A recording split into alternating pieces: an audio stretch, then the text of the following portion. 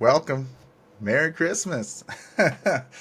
Sports and shorts of sorts. Episode's out a day later than usual because yesterday was Christmas and ain't nobody got time for a podcast on Christmas. But here I am, hopefully adding some good sports and a wild short for you. Like I said, I'm Ren City, and this is Sports and Shorts of Sorts in a new Spurs Wembenyama jersey. Thank you, Caitlin Wife. But yeah, episode 42. Let's jump right into it. When you think of 42, one name should come to mind: Jackie Robinson, one of the greatest ever to play and the first African American to play in the Major League Baseball.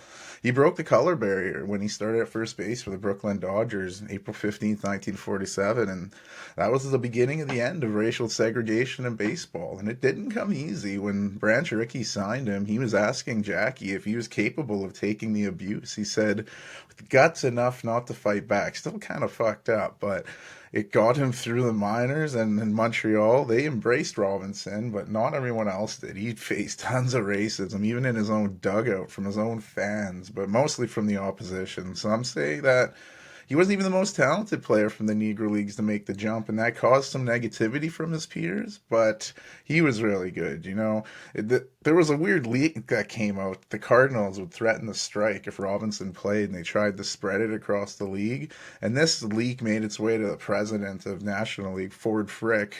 Dope name, by the way, but he'd come out and condemn the player, saying you'll be suspended if you strike.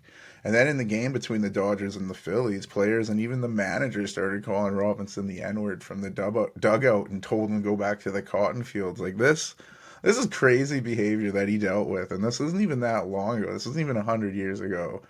And like this would be crazy, but a lot of the times it would backfire and unite Robinson with his teammates. But and some people said he wasn't the most talented, but he was a star. Come on now, he was a star with the Dodgers, winning the inaugural Rookie of the Year, leading National League in steals. And this was beside before they decided to give the Rookie of the Year to both the American League and National League. So he won the MLB Rookie of the Year.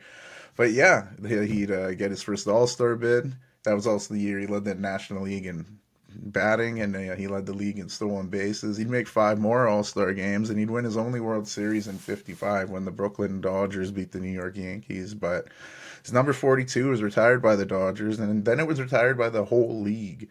So you cannot wear number 42 in baseball. But the MLB started a cool tradition back on the 2004, April 15th. It's Jackie Robinson Day, and that day everybody will wear 42. So obviously he was a no-brainer Hall of Famer. And his legacy goes way beyond baseball. A pioneer in social justice and carried himself like no other. He would pass away at the young age of 53, though. He'd suffer a heart attack, and complications from heart disease and diabetes weakened him, almost making him blind in his middle age. And then 4 years later, he'd have that heart attack. But man, there's been plenty of books, movies about Jackie Robinson, including that performance by Chadwick Boseman in 42. May he rest in peace, but a legendary figure that should never be forgotten. And yeah, only one Jackie Robinson. Next, number 42, I got to mention in MLB. He was still able to wear number 42 after the Jackie Robinson had been retired league wide. And that's because, he was grandfathered in. But I'm talking about one of the greatest, maybe the best closer in baseball, Mariano Rivera. Like I said, last person to wear 42, but he already had that number. He was grandfathered in. The Panama-born Rivera, he wouldn't start as a closer. He originally, like a lot of people, started off in the relief roles or as a setup, I guess. And they'd use that combo with John Wetland as the closer to win the '96 World Series over the Braves, the first Yankees World Series since '78. So there was a big gap there. And then it was decided the Yankees weren't going to re-sign Wetland and decided to place him with Rivera. And his first season as closer at up and downs. The biggest down would be in the American League Division Series against the Indians, where he'd blow a save that eventually cost the Yankees the series. And then from that moment on, he'd go on to become one of the best closers in all the game, in all of World Series, winning another four World Series to go with that first one, including three in a row from '98 to 2000. winning World Series MVP in '99, making 13 All-Star games over his career, 5 Relief Man Awards, 3 Delivery Man of the Year awards, lead the league in saves 3 different times, and his 652 saves is a Major League Baseball record. So his 42 is retired by the Yankees. He's in their stadium, Monument Park. Unanimous first ballot Hall of Famer, and the only one ever again, to show that kind of dominance with that kind of respect. So big shout out to him. My last baseball mention, the hard hitting Mo Vaughn, hit dog, started his career off with the Red Sox, where he was a centerpiece of that lineup. In '95, he became one of the most feared hitters in baseball. That would get him his first All-Star game, as well as winning the AL MVP. Yeah, he won the MVP, Silver Slugger Award, leading the league in RBIs. He'd make 2 more All-Star games with the Sox, and then after that '98 season, he'd become a free agent, went to the Angels on a then record 6-year, $80 million. That seems so long ago, but yeah, he hit well for the Angels, and injuries plagued him, though. That would be the problem. They'd move him to the Mets, but he'd never get that same form you'd have in Boston. He'd hit a few memorable home runs, but yeah, he was a shell of his old self. He's in the Boston Red Sox Hall of Fame, but he's not in Cooperstown. Maybe because he was involved in the Mitchell report. It was said Mo Vaughn had purchased steroids or other PEDs from Kirk Ranamowski, but yeah, Mitchell requested a meeting with Vaughn so he could clear his name, and he never responded. So yeah, he's another one of those guys who's an MVP and not in the Hall of Fame. Excuse me. Not something you want on your record, but he's got that MVP at least. We leave the baseball dime and go on the basketball court. First one that comes to mind, number 42, Big Game James. Talking about Lakers legend James Worthy. McDonald's All-American in high school. He was a beast at the University of North Carolina. In '82, he was an All-American and won NCAA Final Four Most Outstanding Player with that championship win over Georgetown. His game-high 28 points was the difference in that game. And that game had stars everywhere. You had freshman Michael Jordan and Patrick Ewing. MJ hit the iconic game winner in that game. Worthy rocked 52 at North Carolina, where it is retired, but after he'd go number 2 in the '82 draft to the Lakers, he'd rock 42, and the rest would be history. He was a stud right out of the game, fitting right out of the gate, fitting right into that Showtime's Lakers team, making all rookie first team, makes 7 All-Star games throughout his career, winning 3 titles with the Lakers. On that way to winning the '88 championship over the Pistons, Worthy would lead the Lakers in scoring with 22 points per game, 7 rebounds, and 4 assists, winning Finals MVP. And if you look at that Lakers team, it's stacked. So to win Finals MVP on that is something. He's considered one of the best small forwards to play the game, especially in transition. He's in the Hall of Fame, College Basketball Hall of Fame, also a member of the 50th and 75th anniversary teams. Very integral part of the Showtime teams there.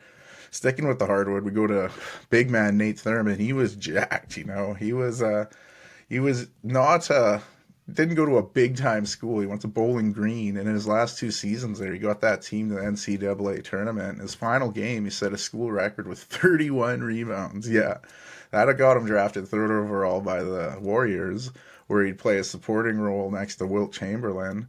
Next season, Wilt would get moved, and Thurman would take the keys and take the new responsibility. And over those next 2 seasons, he'd average 21 points and 22 rebounds a game. That is crazy. He'd finish runner-up to former teammate Wilt in the MVP voting. And as good as Thurman was with the Warriors, especially the tandem with him and Rick Barry, he never won a title.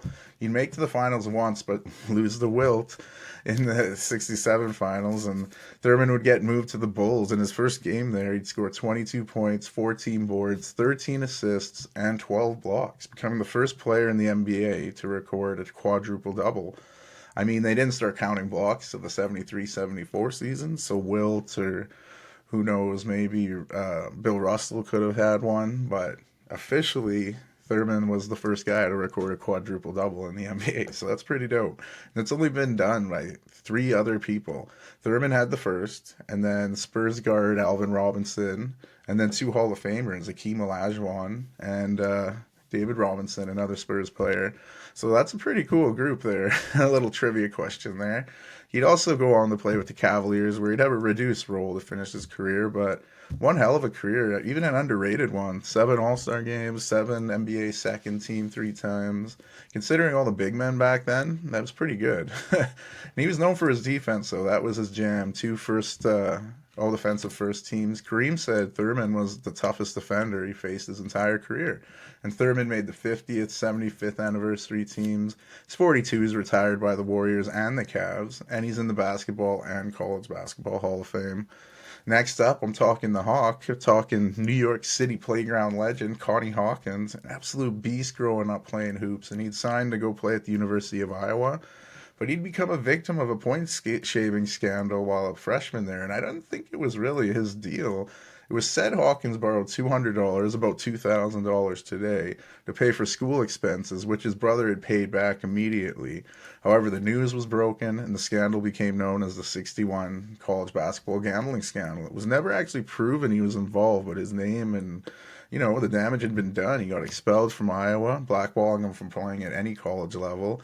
The NBA had a strict policy barring players who were even remotely involved in shaving scandals, so he'd go undrafted and be banned from the league. One of the best high school players. He'd play for the Pittsburgh Wrens in the ABO, where he'd win MVP of the league before it disbanded. Then he'd go play with the Harlem Globetrotters. So he's doing his thing there, and his lawyers actually went after the NBA, saying he was unfairly banned. His lawyers advised him to play in the ABA to, establish his talent and, bring in some money. He joined the Pittsburgh Pipers in the inaugural season in the ABA, leading them to a championship, leading them in scoring that year and winning the playoffs MVP. And during this time, the NBA would agree to a settlement with Hawkins and pay him $1.3 million. So they assigned his rights to the expansion Phoenix Suns. He played great there, but injuries started catching up, and he played with the Lakers and the Hawks before calling it career. He would not have the straightest path to the NBA by any means, but his accolades and other leagues and leading up to the NBA helped contribute to him making the Hall of Fame, which is awesome. But he did pass away in 2017 of cancer.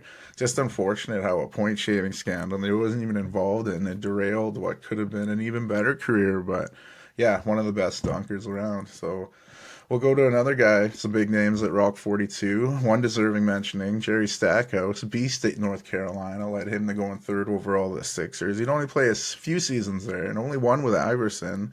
I mean, it was a losing team, but they lit it up.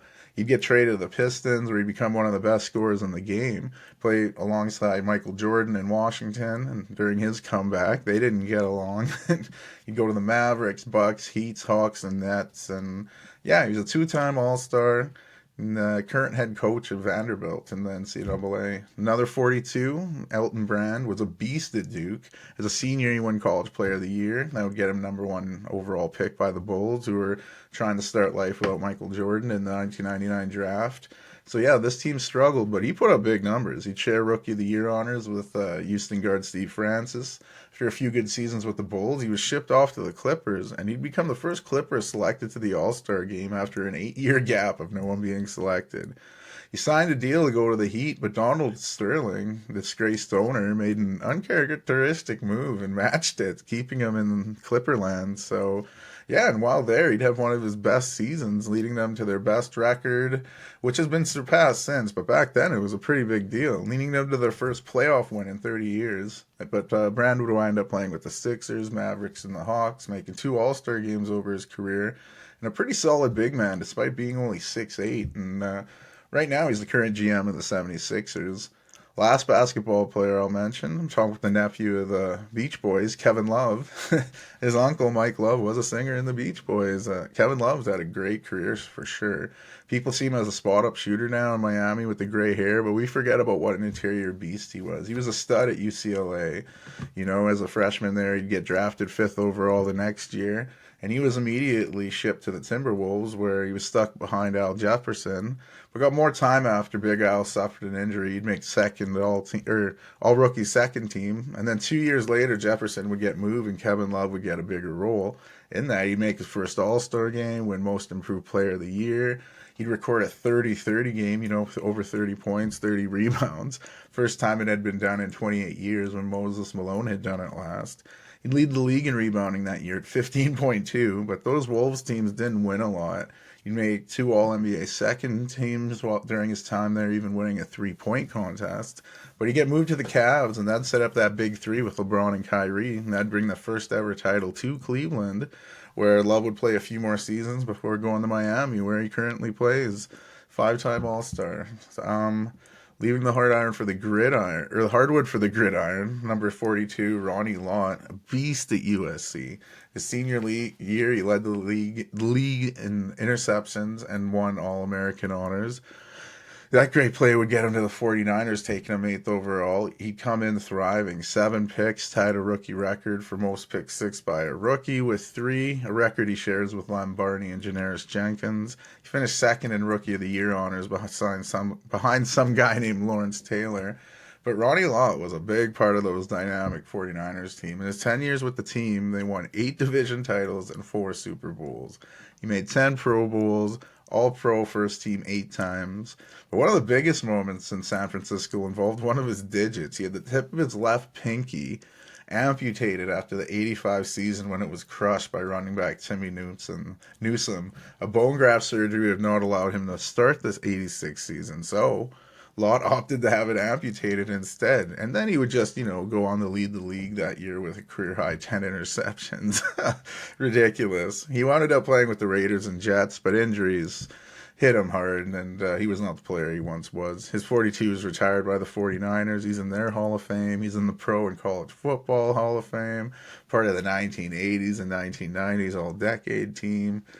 Part of the 75th and 100th NFL anniversary team. His 63rd interceptions have him tied for 8th all time. Just playing flat out one of the best ever play on the defensive side. Ever. Jumping to the other side of the ball, former receiver Paul Warfield excelled at Ohio State. He was considered an Olympic prospect in broad jumping before he decided to play football, going 11th overall in the draft to the Browns. Fitting right in there on that 1964 championship team. This was before the Super Bowl, so it was a championship. And then he'd suffer a shattered collarbone in the college all-star game, which put the NFL champion against all-star college players. Could you imagine that nowadays? But yeah, crazy thing back then. He'd bounce back from that injury and still put up big numbers with the Browns. They'd make it to a few more title games, but they'd come up short. And then after the 69 season, Warfield was traded to the Dolphins. And the trade shocked a lot of people because he loved Ohio, but Miami needed a deep threat, and boom, Warfield fit that, helping the Dolphins win back-to-back Super Bowls, including that undefeated 72 season. So when it was all said and done, 8 Pro Bowls, 2 first teams, 3 second-team All-Pros.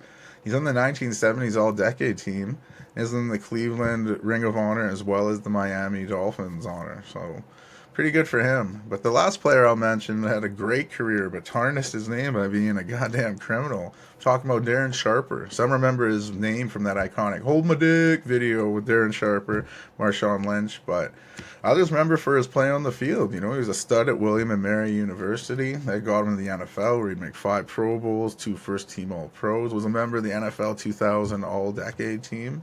He started off with my Packers, made a big name with the Cheeseheads, and then he wouldn't accept the pay cut with the Packers and joined the rival Vikings, where he'd have some good years. Then he signed on with the Saints and was part of that Super Bowl 44 winning team that beat Peyton Manning and the Colts. When he retired, his 63 interceptions were tied for 8th all time with Ronnie Lott, who I mentioned earlier, and he's in the William and Mary Hall of Fame. He's working with NFL Network. Then the allegations came out about rape, and where there was smoke, where there was fire. He was accused of drugging women and raping them. He pled guilty to rape and drug-related charges. In 2016, he was sentenced to 20 years in prison. He was removed from the College and William Hall of Fame, and really ended any debate whether he should go into the Hall of Fame now. But leaving the gridiron and go to the hockey rink, the only NHLer that came to mind, 42, David Backes, beloved figure in St. Louis, where he played many years. He made 1 All-Star game, was a finalist for the Frank Selke in 2012. Go to Boston, have a few good seasons before injuries caught up. Played a few more seasons with the Ducks, but that was it for him. He won an Olympic silver medal with Team USA in the 2010 Olympics.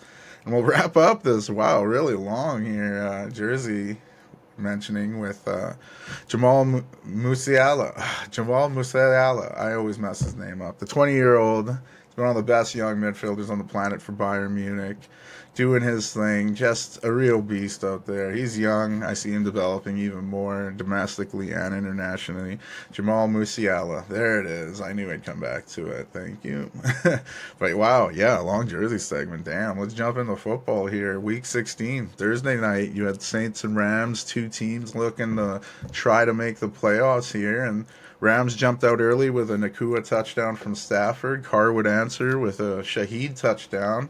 Then it kind of went all Rams. They'd get a big lead, up 30-7 in the fourth quarter. Carr would try to make some plays, getting a few touchdowns, but they'd lose. Rams, they're in one of those wild card spots, and they can hold on, make the playoffs. While the Saints, they just made their chances a little thinner trying to get in. You had some Saturday games, right? Christmas season, Bengals and Steelers. You'd have the Jake Browning, Mason Rudolph battle. And you know what? Rudolph, his reindeer was going. He came out and he hit Pickens, 86-yard touchdown. More Bengals mistake after mistake would feed into the Steelers, who'd get a touchdown run from Austin, a touchdown run from Najee Harris. And they were up 24-0 at halftime. Bengals would finally score when T. Higgins would get an 80-yard touchdown. But yeah, they'd go for two and get it, but it would be all Steelers. Rudolph, again, going deep for Pickens, and that's really it. Steelers hold on, win a big one, big divisional win. Both teams move to 8-7 and share that record with three other teams in that very tight AFC playoff race. Very tight. And that division, what a good division the AFC North is. Wow. Even when teams look bad, they're still winning. It's very weird. Another Saturday game, you had Bills visiting the Chargers. You had Easton Stick starting in there for Herbert, who's done for the year. And this was a big game for the Bills as they continue to turn their season around of late. The Chargers, they got off to a good start here. Cameron Dicker, the kicker, hit his field goal. Easton Stick, sounds like, a hockey stick would score to put the Chargers up 10-0. But Bills would answer 57-yard touchdown from Allen to Gabe Davis. Allen would run one in, so they'd have a lead. And then, Allen would run one in the second half, but Dicker, the kicker, was doing his thing, and he'd hit his fifth field goal of the game. 5 minutes left. Chargers were up, but Allen would get his team down the field. Bills would hit a 29-yard field goal from Tyler Bass. They'd escape LA with a win. Bills moved to 9-6 as they try to continue to get into the playoffs here. They have a slim chance of catching the Dolphins for the division, but it's looking like they're just going to be trying to make the playoffs. And well, for the Chargers, they're just hoping the season can end sooner than later. Sunday, that's when you had the big lineup of games, right? You had the Commanders and Jets. Great start for the defense in this one for the Jets. They'd pick off Sam Howell, which led to a field goal. And then on the very next possession, they'd block a punt. And that led to Simeon finding Brownlee. So the Jets had a nice 10-0 lead. Breece Hall would bust the long one, making it 17-0. A high snap over Simeon's head would give the Commanders the ball, giving them some life when Chris Rodriguez would score. But the Jets would answer with Breece Hall getting a touchdown. And you go in the halftime, Jets looking good, up 27-17. But then Jacoby Brissett would come in and bench Sam Howell, who continued to look like trash out there. And when Brissett comes in, this team just looks better. He hit Logan Thomas for a touchdown. And as they continued to fight, Rodriguez would get his second touchdown of the game. Suddenly it was 27-21. And as the Jets offense continued to suck like they usually have, Jacoby Brissett would lead another Commanders drive, which ended with a Gibson touchdown. And the extra point, boom, suddenly Washington, who had no business being in this game, was up a point. They were down 20 at halftime. Jets had a little time left, and Simeon barely got them in the field goal range, and Greg Zuerlein would come up and hit a 54-yarder. Giving the Jets the comeback win in a game where they shouldn't have had the comeback at all, but that's football for you. Excuse me, I had a sip there. Big NFC North matchup between the Lions and Vikings. This was pretty wild, this one. The Lions would go ahead off a Montgomery touchdown. The Vikings would answer with a Ty Chandler run. And after a Lions field goal, Gibbs would run one in for a touchdown. And then with less than 30 seconds left in the half, Nick Mullins, who's the starting quarterback for the Vikings now, would roll out and chuck one in the end zone where Justin Jefferson would make an insane catch. He makes so many insane catches. And you'd have a 3-point game going into the break. Vikings kept that momentum going, and Mullins would hit KJ Osborne for a touchdown. Lions would answer though when Goff would hit Amon-Ra St. Brown for a touchdown, but the Vikings would block the extra point. But then the Lions would score again when Gibbs would get his second of the game, and then in the fourth, the Vikings would hit a field goal, and it'd be a 6 point game. They'd get the ball with them like a minute to go, last minute drive to try to steal the game. Justin Jefferson made a ridiculous catch. I mentioned his one earlier. This one, double coverage. He just went up above everyone else and got it. They were really moving the ball down the field, and then Mullins threw just a bad pick. His fourth of the game, clinching the win for the Lions, clinching the division for the Lions. First time in 30 years. Yeah, 93 was the last time the Lions won that division. Barry Sanders was on the team, so I mean, you got to give credit to the Lions. They've suffered for a while, so they're in the playoffs, hoping they even maybe get a number one seed. That's what they're looking for. The Vikings are in the playoff hunt, in that very tight NFC race. There are 7 teams that are 8-7 or 7-8, so still a lot to go down there. The Browns and Texans, this was a pretty crazy game. Joe Flacco hitting Amari Cooper on a big play to start, which led to a Jerome Ford touchdown, giving the Browns an early lead. Houston still without C.J. Stroud. They'd start Case Keenum. It was weird. They were shuffling Keenum out with Davis Mills every once in a while, kind of alternating quarterbacks until Mills just kind of stayed in. But yeah, Flacco tossing the ball to Amari Cooper like crazy. He'd make a big catch, fighting off a defensive pass interference to get a 75-yard touchdown, doubling their lead. So you're like, man, they've got this. But the Texans, you don't see it often, but a kickoff return for a touchdown by Damian Pierce. But Flacco would hit Joku just before the end of the first half for another touchdown. But Hopkins would pick up an injury, the kicker for the Browns, and he'd have a hamstring, so they could no longer get extra points. They were going for 2 from that way on. And then, yeah, Flacco continued to cook, finding Amari Cooper for his second of the day. They'd go for 2 and not get it. And then they'd add to their lead when Kareem Hunt would score. That time they'd go for 2. And, yeah, they pulled out Flacco to be like, we don't want him injured. We'll put in Dorian Thompson-Robinson. But he would get injured, so Flacco would have to return to the game. And then to end the game, Davis Mills would add a few touchdowns, make the score a little more respectable. But Browns take it easy.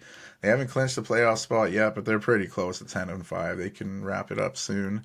And the Texans are now on the outside of the playoffs looking in. They're right there, though. That AFC South is tight with 3 teams at 8-7, with the Jags leading that. But Amari Cooper, man, if you had him in fantasy, you're probably clapping. 11 catches, 2 touchdowns, and a new Browns record, 265 receiving yards, surpassing Josh Brown. So good for him. The Packers and Panthers, I was worried about this game as a trap game, and it kind of looked like one. You had some Aaron Jones running, pass interference, setting up an A.J. Dillon touchdown for the Packers. Jordan Love would sneak one in. We'd have a Carlson. He misses extra points, Saunders. But yeah, Packers were up 13-0 until Smith Marset would take an end around and run it 20 yards, making it a closer game. And then, yeah, Jordan Love would hit Dontavian Wicks in the second half for a 21-yard touchdown. Packers were up 13, but Chuba Hubbard would score. But more extra point misses this time from Eddie Pinheiro, and the Packers would still be up. Jordan Love would get another touchdown to Romeo Doubs. 30-16 against a struggling Panthers team should be good. But then Bryce Young showed you how many flaws are in this Packers defense. He'd hit DJ Shark for a touchdown pass, and they'd go for 2 and get it. And then, there'd be a holding penalty, so they'd have to go for the single. But then Bryce Young would roll out and hit DJ Shark again for his second touchdown in the fourth quarter. This time they would get the 2-point conversion, making it a tie game with 4 minutes to go. But Love would lead the team down the field, and this time Carlson would hit this kick, giving the Packers a big win. But it was crazy near the end of that one, because after Carlson hit that kick, there was 19 seconds left. And in 2 plays, the Panthers were down the field, but they just didn't have enough time to spike it. And that's really what cost them. Otherwise, I could have went to overtime and anything could have happened. So Packers escaped Carolina with a win, keeping their very slim playoffs at home. As they stayed at 7-8 in that tight race there. But they're still alive. There's still a chance. Seahawks and Titans. This had a quarterback matchup of Geno Smith and Ryan Tannehill, who gets started over Levis, who was declared out in this one. Derrick Henry would take the handoff and toss one to a Okonkwo, giving Titans the lead and Henry his second touchdown on the season, four of his career for the running back, which is pretty wild. After a series of field goals, Geno Smith would find DK Metcalf in the end zone, which was initially called incomplete, but Pete Carroll would challenge it, and the amazing toe drag was shown off there, and the Seahawks took the lead, but Derrick Henry would run one in this time, giving the Titans a lead late, but Geno Smith led the Seahawks down the field, capping it off by hitting Kobe Parkinson for a 5-yard touchdown, giving them the 3-point lead. The defense held up, and the Seahawks got a big road win, keeping them or moving them into a playoff spot. So they're currently in the playoffs, the Seahawks. So good for them. Colts and Falcons. This one would be interesting. Taylor Heineke was getting the quarterback start for the Falcons. Colts had the better start in this one when Taylor scored early to give the Colts the early lead, but Heineke would do his thing. A big Bijan Robinson run would set up Heineke to Kyle Pitts. After some Younghoe Koo field goals, Falcons were leading at halftime. They'd get their second touchdown of the game early in the third quarter when Algier would bust a 31-yard touchdown. They just ride one Younghoe Koo's field goals, taking an easy win over the Colts. Kind of a disappointing outing for the Colts, but Falcons staying alive in their playoff hunt. Jaguars Buccaneers, a big Florida battle, two teams hoping to win their division, and it was all Tampa Bay in this one. Trevor Lawrence was in trouble, getting picked off twice. First half had two Bucs field goals, two Baker Mayfield touchdowns to Mike Evans. All that guy does is have great seasons, Mike Evans. And Baker Mayfield's really emerged. There's been talks that the two have been in contract negotiations to keep him as the quarterback, which I think they should. He's earned it this year. Rashad White would score in the second half, and after a Chase McLaughlin field goal, the Bucs were up 30-0. Lawrence would hit Ridley for the first touchdown of the game, but down 24 in the fourth quarter, Lawrence was pulled from the game due to a shoulder injury, so C.J. Beathard would come in. He'd hit Ridley for Ridley's second touchdown of the game, help you in fantasy there, but this was all Tampa Bay. Easy win. They control their own destiny as they lead the division. The Jaguars still lead on tiebreakers, the AFC South, but they share the same record with the Colts and Texans, so nothing is settled there. Cowboys and Dolphins, this was a highly anticipated game, and Cowboys were moving the ball on their opening drive, but amazing tackle at the 1-yard line where it looked like Pollard's score. The very next play, Cowboys fumble, Dolphins recover, so massive switcheroo. They capped that off with a 57-yard field goal. The Cowboys would immediately answer when Dak Prescott hit CeeDee Lamb, who showed off those running off the catch abilities, the score, giving the Cowboys the lead. And then another Sanders field goal would keep it close. But just before halftime, the Dolphins were looking to score, and it looked like the Cowboys stopped them. But a flag for roughing the passer, they called Micah Parsons. It didn't even look like it was. You could debate it, but it was a tough call, giving the Dolphins the first down, and they'd score when Tua hit Mostert out of the backfield, giving them the lead going into the break. And yeah, after a very long drive that was helped by two Dolphins getting called with pass interference, Dak Prescott would find Brandon Cooks in the end zone. He made a filthy catch. In the extra point, Cowboys were up with 3:27 to go, but that was too much time for Tua and the Dolphins. They wanted an impressive drive that was capped off with a walk-off field goal by Sanders, his fifth of the game, giving the Dolphins a 22-20 home win.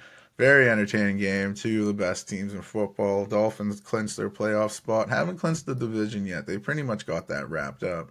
But the Bills still have a chance to catch them, a thin chance. Cowboys had a big opportunity to stay with the Eagles in that division, so this loss hurts. But Cowboys have a playoff spot, but not getting that division might suck for them. Cardinals and Bears, this was an interesting one for two teams that had no playoff implications at all. Bears would get an early one when Justin Fields would show off those legs and get in. Khalil Herbert would run one in, and Fields would find the ageless wonder, Mercedes Lewis, putting the Bears up 21-0. Connor would get a touchdown before half to make it 21-7, but Bears would just do their thing. They'd hold on, pick up a nice, easy win over the Cardinals. And then we go to a Sunday night game, Patriots and Broncos. Broncos were looking to keep their playoff lives going here, get a nice playoff push. They'd go ahead with Javonte Williams would score. And the Patriots would just get a field goal, and it was a sluggish first half. 7-3 Broncos lead, but whatever Belichick said at half really hit. Zappy would hit Ezekiel Elliott on a touchdown when he hurtled into the end zone. And then Zappy Zap Daddy would hit Mike Gesicki for a touchdown. And then special teams would get in the on the action. On that ensuing kickoff, Marvin Mims would fumble the ball. He'd pick it up just to get hit and fumble again, leading Cody Davis scooping it up, putting the Pats up 23-7. But the Broncos stormed back. Wilson would find Lucas Krull for a touchdown. They'd get the 2-point conversion. Then with under 3 minutes left, Wilson would find Brandon Johnson for a touchdown. And again, they'd get the 2-point conversion. But then Zappy led his team down the field and set up a very long game winner for the rookie. But Chad Ryland stepped up, hit a 56-yard field goal. Maybe the mile above sea level kind of helped, but yeah, he knocked it through. Pats get the surprise win in Denver. Really a massive blow to the Broncos' playoff hopes. Like, that moves them to 7-8. They're going to need a lot of help to make the playoffs. There's still a chance, but that loss hurts. The Patriots are just happy not to lose again. And that was a good win for their pride. You had the games on Christmas, and despite the Raiders' Aiden O'Connell not completing a pass in the first quarter, the Raiders were still leading after 3-0. Chiefs would go ahead in the second when Isaiah Pacheco would run one in from 12 yards out. And then with under 5 minutes to go in the first half, the game would totally change. A bad exchange between Pacheco and Mahomes would lead to a fumble. Nichols would pick it up, return it for a touchdown. Then on the very next Kansas City offensive play, Mahomes would throw a pick six to Jack Jones, proceeded to stare down Mahomes on his way to the end zone. Yeah, and then the Raiders would get a field goal in the third, and the Chiefs wouldn't answer until late in the fourth. Mahomes would hit Watson for a touchdown to make it a one-possession game, but it was too little, too late. Raiders go in the Arrowhead, beat the Chiefs for the first time since 2020. Chiefs should take the AFC West, but they've slightly opened the door for the Raiders and Broncos, and yeah, that's why that Broncos loss I alluded to earlier is that much bigger. Giants and Eagles, big NFC battle. It was looking like it may become a Christmas massacre. Giants struggled offensively. They struggled offensively. Hurts would get his tush pushed for a touchdown, and then he'd hit Devontae Smith for a nice 36-yarder, and the Eagles were up 20-3 at half.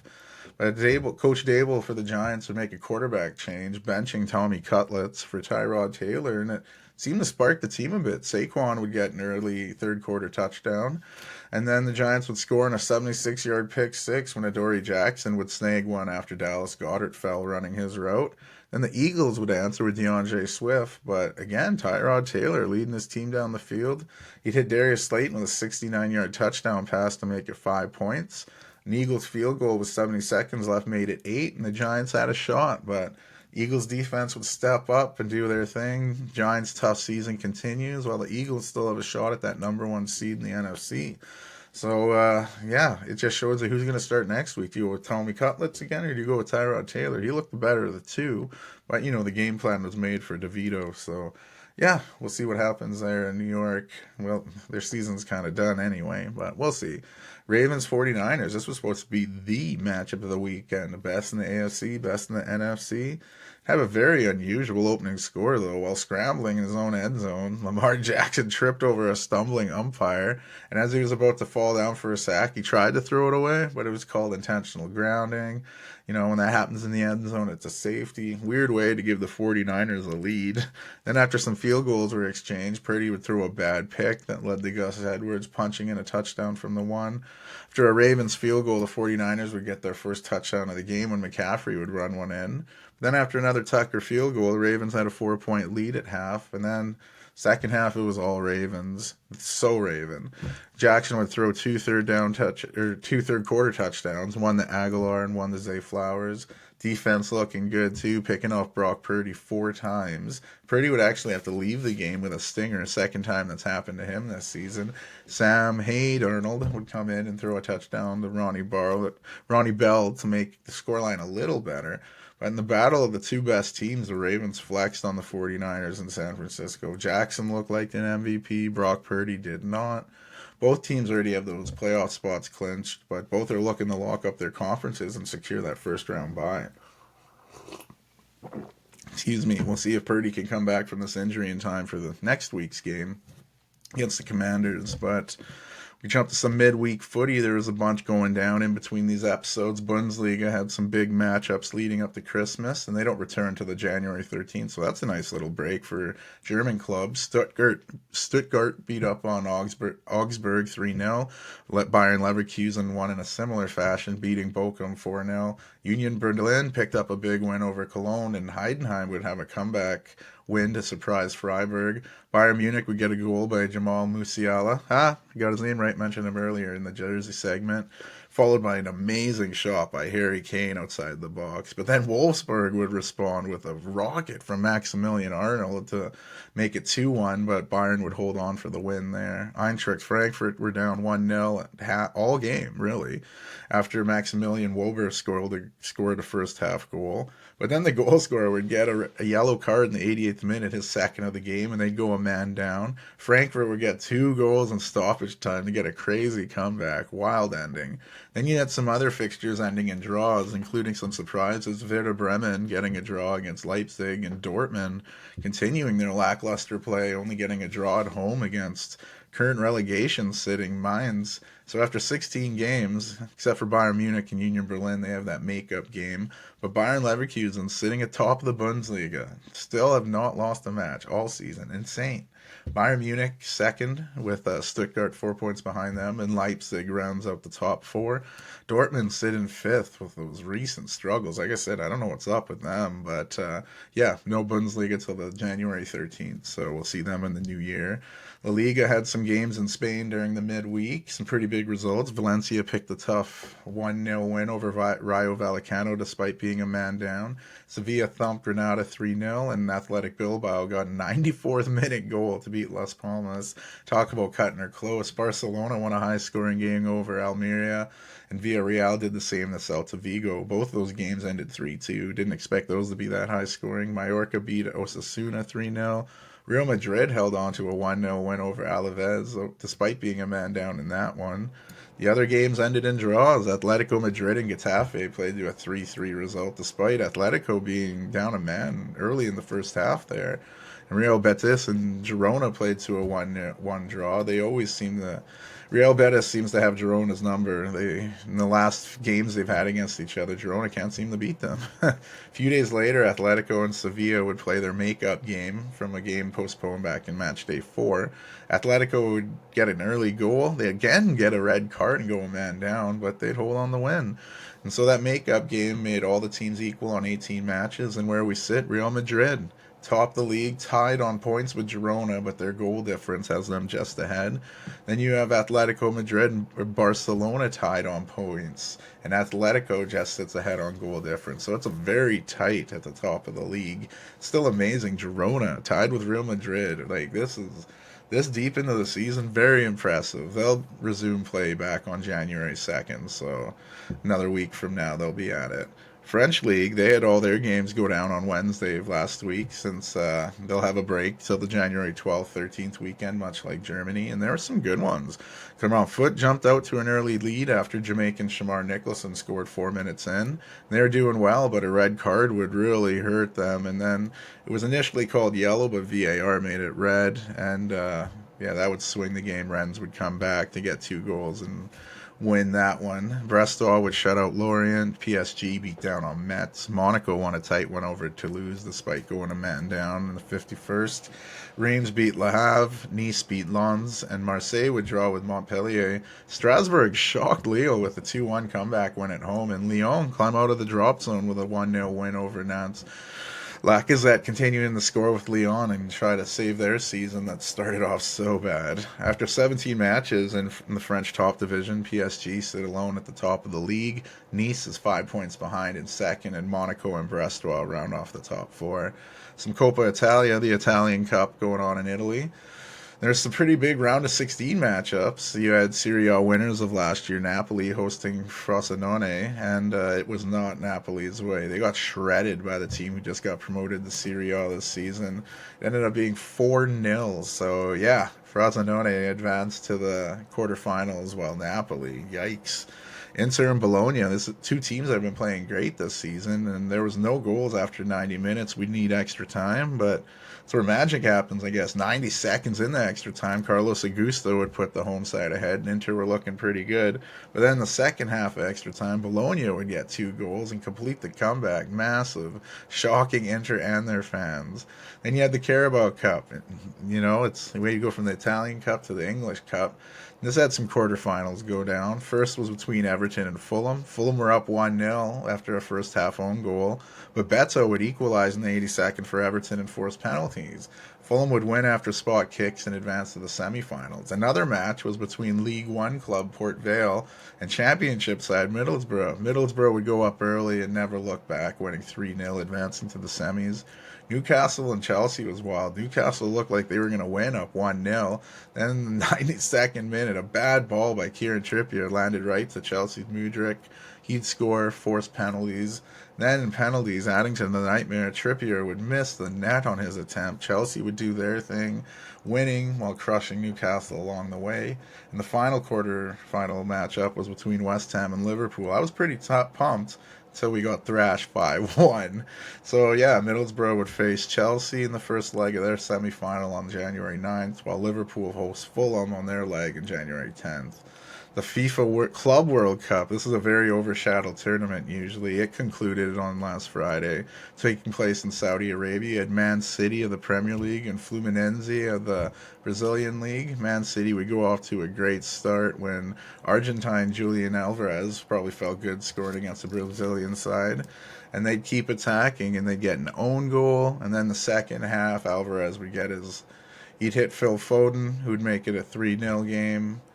Easy game here. Oh, sorry. Alvarez would get his third in the 88th minute. He'd get his second in the 88th minute, making it a 4-0 game. Point of my story, Man City wins the FIFA Club World Cup. And you'd have some Premier League matchup. Man City and Brentford's game didn't go down, obviously, because of this other match in the FIFA Club World Cup, so that'll have to get made up later. You had some dandies. Crystal Palace, Brighton played to a 1-1 draw after Danny Welbeck equalized for Brighton late in that one. Aston Villa dominated the game against Sheffield United, but just could not score. And it would actually be the newly promoted side, Sheffield United, scoring in the 87th minute. But Nicolo Zanillo would save the day for Villa in the 7th minute of stoppage time when he'd score to secure the point. My West Ham took on Manchester United, and we were looking to bounce back after that thumping by Liverpool, and it was scoreless until Jared Bowen would put my hammers up in the 72nd minute, and then 6 minutes later, Mohamed Kudus doing his thing, scoring, giving West Ham the big 2-0 win. Tottenham would get 2 goals in the first 18 minutes to hold on to beat Everton 2-1. So that was pretty good for them. Nuno was making his manager debut for Forest, and there was some early drama in this one as Willy Bolly received his second yellow card. The replay showed that he totally got the ball, but VAR can't review a yellow card. So yeah, it was tough titties, and he was out of the game, which was pretty brutal. But all this made for a crazy second half. Alanga would score to put the 10-man Forest up, but then 2 goals in 7 minutes from Solanke had Bournemouth up. But then Chris Wood would equalize in the 74th, but Solanke would get a hat-trick in the 94th minute, giving Bournemouth the lead and the win. So good ups on them. Fulham were feeling pretty good after their Carabao Cup win, but maybe they were feeling a little too big. They'd lose 2-0 at home to Burnley. Emotional moment in Luton Town versus Newcastle in the 4th minute. Everyone stood up to give a standing ovation to honor Tom Lockyer.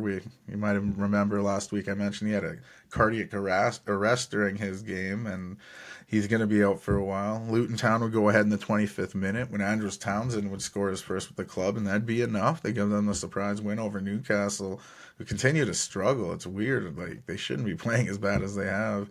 Biggest match of the weekend was probably Liverpool and Arsenal. Arsenal would score 4 minutes in, but Mo Salah would answer in the 29th. And despite it being a high intense game, it would end 1-1. Then the weekend would wrap up with Wolves hosting Chelsea. There'd be no goals in the first half, but 6 minutes into the second, Wolves would open the scoring. It'd stay that way until stoppage time when it looked like Matt Doherty would put the dagger in with Wolves' second goal. But then 3 minutes later, Raheem Sterling's cross would meet Christopher Nkunku, and he'd score, making it a nervy ending to the game, but Wolves would hold on. So, yeah, there's some few games to be made up here, but with most teams playing 18 games so far, Arsenal lead the Premier League. Liverpool and Aston Villa are 1 point behind them in that second, third spot, and Tottenham's in fourth. But remember, Man City are still a game back, and yeah, there will be games going on as this is uploaded today. There's no breaks in the Premier League. Last bit of footy I'll mention was some Serie A going down over the weekend. Some big results were Genoa beating Sassuolo, Lazio beating Empoli, Fiorentina beating Monza, Verona beating Cagliari, and Inter beat Lecce 2-0. Bologna continuing their great play, 1-0 home win over Atalanta. Juventus won a tight one over Frosinone 2-1. Roma beat Napoli 2-0 in the Derby del Sol, the Sun Derby. Some other matches ended in draws, including Salernitana holding AC Milan to a 2-2 draw. That was pretty big for them. No real break in Italy either, as games will resume on the weekend here. After 17 games, Inter Milan leads Serie A. They have a 4-point cushion over Juventus. Then there's a bit of a drop-off as AC Milan are 7 behind Juventus, and Bologna are just behind them. Can't say enough about how good Thiago Motta is doing with that Bologna team. Really has them playing some top-notch footy here. Going to the NHL, the Golden Knights have fallen out of their lead in the Pacific. Their 3-game losing streaks open the door for the Canucks to jump up in the standings. Canucks just been playing some great hockey this whole season, really, but the last 2 losses for them came in a shootout in overtime. So again, they're Canucks playing some good hockey. Stars, Avalanche, and Jets continue to do their thing in the division. All 3 of those teams on at least a 2-game winning streak. Oilers seem to have turned things around, rocking a 2-game winning streak, including one against the Rangers, where 3 third-period goals led to that win. Out east, I might have jinxed my Flyers a bit if they lost 2 in a row. Rangers bounced back from that Oilers loss to, still lead the Metropolitan. The Bruins lead their division, but have been slumping, rocking a 4-game losing streak. The Leafs have slithered their way up the standings and find themselves 4 points behind the Bruins. Tampa Bay's Nikita Kucherov leads the league in points at 57. Nathan McKinnon has been flying up the list. He's only 3 behind him. Toronto Austin Matthews has taken sole position of the goals lead with 28. The Golden Knights, Aiden Hill, he continues to lead in save percentage and goals against, but he's missing time with that injury, which is, leading to why the Knights are struggling. NCAA football, I'm not going to get into all the bowls yet. The most important ones are right around New Year's, so we'll jump into those when those happen. But I will mention the boxing going on in Saudi Arabia as well. Same location as that FIFA World Cup. The FIFA Club World Cup. We had the Day of Reckoning. This is a big boxing card, like I said, going down Saudi Arabia. Crazy start. First 5 fights all ended in knockout or technical knockout. Dimitri Bivol defeated Lyndon Arthur after going the distance to retain his WBA light heavyweight title. Biggest shock of the night was the Kiwi, Joseph Parker, beating Deontay Wilder after 12 rounds. Now a lot of people questioning whether Wilder should be done now. He didn't look good. He wasn't throwing a lot of punches. The other headliner had Anthony Joshua, defeating Swede Otto Wallin. Wallin stumbled to his corner at the end of the 5th round, and his corner decided that was enough, giving Joshua the win. This card was supposed to set up a big Joshua-Wilder fight, but with that Wilder loss, I don't know what's going to happen there. That kind of shook people up. We'll go to college for basketball, though. There were some wild upsets. Unranked, but a very good Providence team beat Marquette. Memphis continued their great play with a win over Virginia. You might remember me pumping up Penny Hardaway last episode. James Madison stayed undefeated, as well as Ole Miss. Arizona won again over Alabama. Seton Hall beat defending champ UConn. North Carolina gave the Sooners their first loss on the season. Duke beat a higher-ranked Baylor team. Unranked Villanova beat Creighton. Houston stayed undefeated in a laugher against Texas State, and Purdue won big over Jacksonville. Kentucky beat Louisville pretty easy as well. Some of the weekend games leading in there to the Christmas break had Marquette getting a bounce-back win over Georgetown. Baylor had an bounce-back win over a winless Mississippi Valley State. Colorado State, BYU, and Clemson all picked up big wins, and James Madison, all they do is stay undefeated. Memphis had another tight win over Vanderbilt to keep their play going. UConn had a bounce back over St. John's, and Ole Miss, again, winning to stay undefeated. One of the biggest surprises, even though they were involved in the Final Four last year, Florida Atlantic beating Arizona. So where we sit, Purdue is number one, Kansas is two, undefeated Houston at three, Arizona and UConn rounding out the top five. James Madison and Ole Miss are the only other undefeated teams with Houston in the top 25. The women's side, you had some pretty good games. NC State staying undefeated with a big win over Old Dominion. LSU, Stanford, Kansas State, Louisville, Gonzaga, and UConn all picked up big wins. Texas, Baylor, and TCU all won to stay undefeated. Then you have Colorado, Utah, Notre Dame, Virginia Tech, and Creighton picking up wins. Caitlin Clark dropping 35 and another triple-double. And Iowa's win over Loyola Chicago. UCLA, Baylor, Marquette continuing the win, staying undefeated. Then you had Ohio State, Indiana, and Gonzaga picking up wins. TCU thumped Mount St. Mary's to stay undefeated. South Carolina, still number one team in the country. UCLA, NC State, Iowa, and Texas round out the top five. And you have a few undefeated teams in the women's game. South Carolina, UCLA, NC State, Texas, USC, Baylor, Marquette, TCU, and West Virginia. So there's some good basketball going on in the college game. If you want some more NBA talk, check out my YouTube page for my weekly NBA recap where we just talk hoops. But yeah, that's the sports. Let's go to the shorts. I was visiting some family last week. I had to work around Christmas this week, but reminded me of a time when I had visited Lloydminster another day. Shout out to Lloyd. And this was in another life, in another relationship. We had a little Chihuahua. And the little Chihuahua, we're having a good visit, hanging out in the garage so, people could smoke. And the dog's kind of walking around. And then, a few hours pass. It's getting time to leave. And the dog is just like struggling to stay up. It looks like he's not feeling well at all. It's so groggy. Like, oh my God, we can't go on a 2.5 hour drive right now. Go to the vet. It's the weekend, so it's an emergency call and all this. Get to the vet, and they're just looking. She's like, "Oh, we'll have to do some blood work, but this looks something neurological. We'll have to keep him here. Like, this isn't looking good.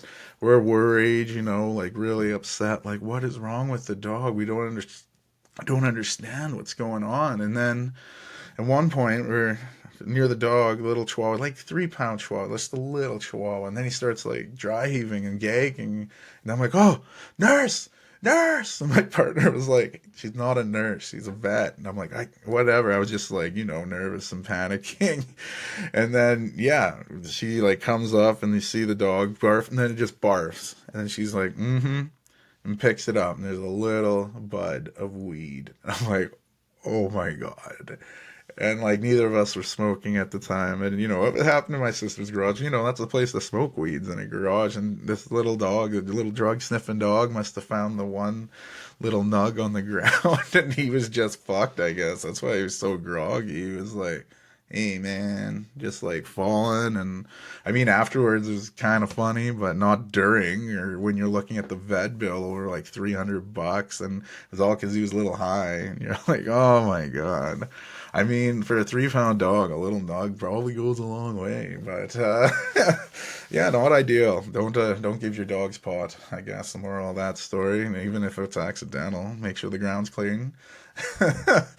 But yeah, wow, that's 42, episode 42 in the books. I hope everyone's having a wonderful Christmas, a good holiday, spending it with friends and family, enjoying the sports. Hopefully this helped you catch up if you missed out, and give you some advice on what not to do with Chihuahuas. But episode 42 in the books, guys. Thanks for coming out again. Ren City out.